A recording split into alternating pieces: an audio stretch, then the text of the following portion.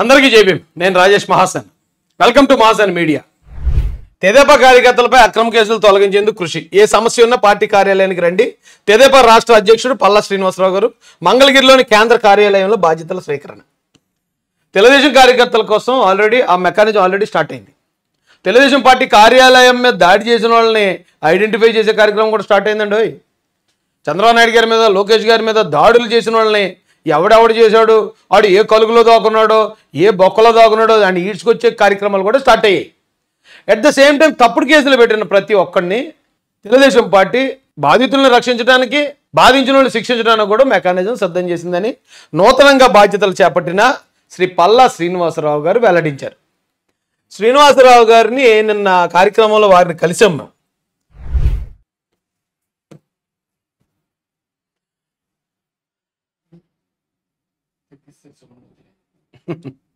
చాలా మంచుడండి ఆయన. చాలా చాలా సౌమ్యుడు, చాలా ఫ్రెండ్లీగా ఉంటాడు అని ఇంతకుముందు ఎప్పుడు నేను మాట్లాడలేదు, కానీ తెలుసు నాకు ఆయన. అలాగే నేను కూడా ఆయనకి తెలుసు. కానీ అక్కడ చూస్తే మేమిద్దరం ఒక 20 సంవత్సరాల నుంచి తెలిసిన వాళ్ళు, స్నేహితులు అన్నట్టు ఉంది ఆయన రిసీవింగ్. ఒక నాయకుడు ఎప్పుడు అందరినీ సమానంగా అలా రిసీవ్ చేసుకోగలిగిన క్యాపబిలిటీ కలిగినోడు అయి ఉండాలి, తగ్గింపు కలిగినోడు అయి ఉండాలి, అందరినీ సమానంగా చూస్తూ ప్రతి ఒక్కరికి సాయం చేయగలిగినోడు అయి ఉండాలి.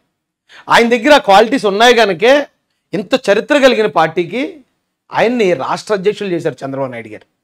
అది ఒక తెలుగుదేశం పార్టీలోనే సాధ్యం అండి. అలాంటి సామాన్యులు కూడా ఒక పార్టీకి రాష్ట్ర అధ్యక్షులు అయ్యే అవకాశం ఒక్క తెలుగుదేశం పార్టీలో మాత్రమే ఉంది. మీరు వైసీపీని ఒకసారి గమనిస్తే, వైసీపీకి అంతకుముందు విజయమ్మ గారు అధ్యక్షులుగా ఉండేవారు. విజయమ్మ గారు అధ్యక్షులుగా ఉంటే జగన్ గారు తల్లి మీద కూడా నమ్మకం లేక, అప్పుడు మళ్ళీ తల్లి అధ్యక్షురాలు అయితే మళ్ళీ చెల్లికి కూడా ఓటు అడుగుతుంది, ఎవడు పడతాడు ఈ తలపోటు నాకు అని చెప్పి తల్లిని తీసేసి ఈయన అధ్యక్షుడిగా ప్రకటించుకున్నాడు. ఓకే, అక్కడ దాకా హ్యాపీ. కానీ ఏదైనా ఇలా పార్టీలు కానీ అసోసియేషన్లకు కానీ రిజిస్ట్రేషన్ చేసేటప్పుడు ప్రతి 5 సంవత్సరాలకో 3 సంవత్సరాలకో ఏదైతే ఈ అధ్యక్షుడు, ఉపాధ్యక్షుడు కమిటీ ఉంటుంది కదా, అవి మారాలి. అది ఒక రూల్ అది. కానీ జగన్మోహన్ రెడ్డి గారు అధ్యక్షుడిగా ప్రకటించుకున్నప్పుడు శాశ్వత అధ్యక్షుడిని అని ప్రకటించుకున్నాడు. కొరియా కిమ్ ఉన్నాడు చూడండి, చైనాలో జింగ్హూ ఆవిడ ఉన్నాడు ఒకడు, రష్యాకి పుతిన్, వీళ్ళు మేము శాశ్వత అధ్యక్షులను ప్రకటించేసుకున్నారు. వాళ్ళని చూసాడు మా అన్న. వాళ్ళే ప్రకటించుకోగలేంది, బొక్కలది నేను ప్రకటించుకోలేనా, నేను ప్రకటించుకుంటానని ప్రకటించేస్తే అక్కడంటే చెల్లుతుందండి. ఇది ప్రజాస్వామ్యం, అంబేద్కర్ రాసిన రాజ్యాంగంలో నడుస్తున్నాం మనం. ఒరే అబ్బాయి కుదరదు అబ్బాయిలాగా, రూల్ లేదురా బాబు అన్నారు. రూల్ లేదురా అంటే వెంటనే సజ్జలు వచ్చేసి అబ్బాయి జగన్ గారు వద్దనే అన్నారు ముందు, కానీ మేమే బలవంత పెట్టి శాశ్వత అధ్యక్షుడు అన్నాం. ఓకే, జగన్ గారు అలాగే ముందు వద్దన్నారు కదా, సర్లే అయితే సర్లే ఓకేలే. అధ్యక్షుడిగా కనీసం సజ్జల రామకృష్ణారెడ్డిని పెట్టడానికి కూడా నమ్మకం లేదు జగన్ గారికి. సజ్జలేటండి, విజయమ్మ గారిని ఉంచడానికే నమ్మకం లేదు ఆయనకి. నిజంగా అంత భయపడుతూ బతికాడు ఆయన అంటే, అసలు ఎందుకంటే అలాంటి బతుకు అంత భయపడుతూ ఇల్లునేమో కోటల్లాగా పెద్ద పెద్ద గోళ్ళ కట్టేసుకుని ఆయన సెక్యూరిటీకి 986 మందిని పెట్టుకున్నాడటండి. 986 మందిని. నేను 14 మంది నా టీము. ఎక్కడికి వెళ్ళినా సరే దుమ్ము దుకారం చేస్తారు మా వాళ్ళు. కేవలం 14 మంది. అధికార ప్రభుత్వం అధికారంలో ఉంది, పోలీసులు అందరూ మాకు వ్యతిరేకం. ఈ జక్కంపూడిగాడు, ద్వారంపూడిగాడు ఇలాంటి రౌడీలందరికీ మేము సవాల్ ఇసిన వాళ్ళు. ఎక్కడికన్నా 14 మంది వెళ్ళిపోయేవాళ్ళు, కనీసం 14 మంది. అంటే ఇంకా చాలామంది ఉన్నారు, రమ్మంటే వచ్చేస్తారు. కానీ మరి జగన్ అన్నలాగా తండ్రిని అడ్డు పెట్టుకుని, ఆయన అధికారిని అడ్డు పెట్టుకుని సంపాదించే లక్షల కోట్లు లేవుగా. ఇబ్బంది పడిపోతాం భోజనం చేయడానికి, డీజిల్ కూడా మళ్ళీ ఇబ్బంది పడతాం కదా. అందుకని టీములు మారి వస్తూ ఉంటారు అనమాట నా దగ్గరికి. అన్న ఈవేళ వాళ్ళు వచ్చారు కదా, రేపు ఇక మా ఊరు నుంచి ఈ టీం మొత్తం రేపు వెళ్ళే మీటింగ్కి ఒక పలానా ఊరు నుంచి మేము వస్తున్నాం, మీరు వెస్ట్ గోదావరి వస్తే అక్కడ వాళ్ళు వస్తారని అలా సర్దేస్తారు మా వాళ్ళు. ఇది ఒక్క జగన్ గారి కోసం 986 మంది సెక్యూరిటీ అట. ఇది చాలదన్నట్టు విదేశాల్లో చదువుకుంటున్న వాళ్ళ కుమార్తెలు ఎవరైతే ఉన్నారో వాళ్ళ రక్షణ కోసం ఇక్కడి నుంచి పోలీసు వాళ్ళు పంపించాడట. అక్కడ ఎవరిని, ఇప్పుడు ఇక్కడ ఏ జగన్ గారిని ఎవరు ఏం చేయరు. ఇక్కడ ఉన్న చంద్రబాబు నాయుడు గారు, పవన్ కళ్యాణ్ గారు, లోకేష్ గారు ఎవరిని చంపేయాలి పొడి చేయాలనే రకాలు కాదు. ఇక్కడే మీరు సేఫ్ కదా. ఈ విదేశాల్లో ఉన్న పిల్లలకు కూడా సెక్యూరిటీ, అది కూడా ప్రజాధనంతో. నిజంగా ఆయన తలుచుకుంటుంటే ఒకప్పుడు జాలేస్తుందని బాబు నాకు. ఇటీ బిడ్డ ఇంత భయపడ్డా, ఇంత అధికారం వచ్చిన తర్వాత ఆయన అంత భయపడ్డాడు. ఎందుకంటే అధికారం లేనప్పుడు చక్కగా ఓదార్పు యాత్రని, పాదయాత్రని తిరిగాడు ఆయన. అలాంటిది అధికారం ఇచ్చి పాపం పులివెందుల పుల్ని మనం ఇంత పిల్లింగ్ చేసేసామా అనిపించింది నాకు ఒక్కోసారి. ఆయన అయితే చాలా భయపడ్డాడండి. 5 సంవత్సరాలు చాలా భయంగా బతికాడు. ఇంకా చెప్పాలంటే ఇప్పుడే ఆయన ఫ్రీగా ఉంటాడు యలహంక ప్యాలెస్లో. బెంగళూరు వెళ్ళిపోయాడట, ఎప్పట్లో రాడు. ఎవరన్నా ఇక్కడ ఇంకా కింద మీద ఊపు జగనన్న తోపు అనేవాళ్ళు ఎవరన్నా ఉంటే మూసి కూర్చోండి. జగనన్నే చలో బెంగళూరు. మరి తెలంగాణ వెళ్ళలేదు, అక్కడేమో రేవంత్ రెడ్డి కూర్చున్నాడు రంగమొగుడులాగా.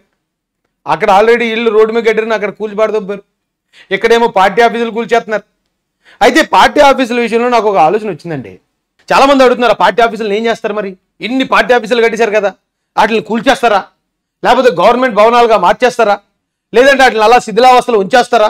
రకరకాల విశ్లేషణలు. కొంతమంది టోపీగాళ్ళు ఉన్నారు, టొపేరంగాళ్ళు, వాళ్ళు వచ్చేసి కుర్చీలు వేసుకుని ఎవర్రా బాబును అంటే విశ్లేషకులు ఉన్నామంటారు. ఆడే చెప్పాలాడు ఎవడో. ఇంకా అలాంటి టొపేరంగాళ్ళు అందరూ విశ్లేషణలు. నాకేమనిపిస్తుంది అంటే అండి, ఇప్పుడు ఎన్నైతే బిల్డింగ్లు ఉన్నాయో అన్ని బిల్డింగుల్ని ఒక్కొక్క కమ్యూనిటీ బిల్డింగ్లా కేటాయించేస్తే మంచిది అనుకుంటున్నానండి. ఒక బిల్డింగ్ని కాపు కమ్యూనిటీ కాపు భవన్, మరో బిల్డింగ్ని బీసీ భవన్, ఇంకో బిల్డింగ్ని అంబేద్కర్ భవన్, మరో బిల్డింగ్ని ఏకలవ్య భవన్, ఇంకో బిల్డింగ్ని మైనారిటీ భవన్, ఇంకో బిల్డింగ్ని క్రిస్టియన్ భవన్, ఇలా వర్గాలు కేటాయించేస్తే రేపు పొద్దున్న ఎప్పుడన్నా తప్పు జారిపోయి 34లోనో లేదా 40లోనో ఎప్పటికప్పుడు ఆయన గెలిచినా వాటిని వెనక్కి తీసుకోవాలంటే చాలా కష్టం. వెనక్కి తీసుకుంటే ఇప్పుడు కాపు భవన్ వెనక్కి తీసుకుంటే కాపులు ఊరుకుంటారా? అంబేద్కర్ భవన్ వెనక్కి తీసుకుంటే ఎస్సీలు ఊరుకుంటారా? లేకపోతే ఎస్టీలకి ఇచ్చింది తీసుకుంటే మైనారిటీలకి ఊరుకుంటారా? ఊరుకోరు. కాబట్టి ఎందుకంటే జగన్మోహన్ రెడ్డి గారి స్ట్రాటజీ అలాగే ఉంటుంది. మన దగ్గర నుంచి లాక్కుంటాడు, 10 మందికి పనిచేస్తాడు. అది మరి ఏరో బాబు మా దగ్గర నుంచి ఎందుకు లాక్కున్నావు అంటే, అగా 10 మంది అడగాలి దగ్గర ఉంది, వాళ్ళు ఏమీ ఎవరో మేమేమో మాకు జగన్ ఇచ్చాడు అంటారు వాళ్ళు. తలపోటండి బాబు ఈ రాజకీయం అంతానే సేమ్ అది చెప్తేనే. లేదంటే మన గవర్నమెంట్ ఆఫీసులు పెట్టినా మళ్ళీ ఏ 40లోనో గెలిచినా లేకపోతే ఆయనకు అనుకూలమైన గవర్నమెంట్ ఏదైనా ఇదైనా మళ్ళీ ఆయన వెనక్కి తీసుకోవడానికి ఆయన ఆలోచించడు. కాబట్టి అలా చెప్తే బాగుంటుందేమో అనుకుంటానండి.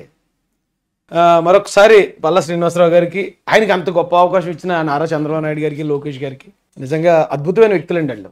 చాలా మంది అంటున్నారు రాజేష్ వాళ్ళని ఏదో కాకపడ్డానికి ట్రై చేస్తున్నాడు, రాజేష్ వాళ్ళు దూడ. అంత అవసరం లేదండి, వాళ్ళని అంత కాకపట్టాల్సిన పని లేదు. వాళ్ళు 40 సంవత్సరాల నుంచి రాజకీయాలు చూసిన వ్యక్తి నారా చంద్రబాబు నాయుడు గారు. కంటితో చూసి ఒక మనిషి ఏంటనేది ఆయన ఎస్టిమేట్ చేయగలడు.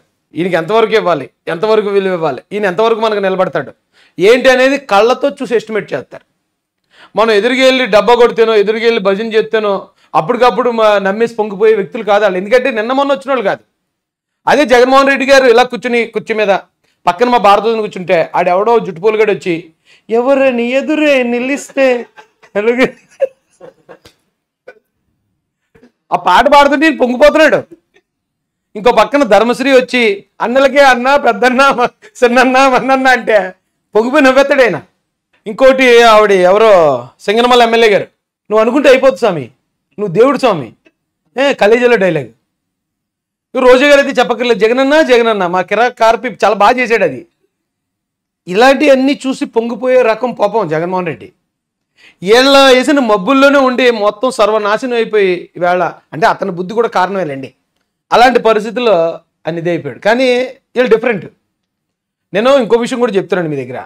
నేను ఎలక్షన్కి ముందు నేను డైరెక్ట్గా చంద్రబాబు గారిని అడిగాను, ఏమంటే నా వల్ల పార్టీకి ఉపయోగం ఉంటుందంటూ ఉంటాను. నా వల్ల పార్టీకి ఏదైనా బ్యాడ్ నేమ్ వస్తుంది అనుకుంటే నేను పార్టీకి దూరంగా ఉండమని ఉంటాను, రిజైన్ చేసి వెళ్ళిపోమంటే వెళ్ళిపోతాను.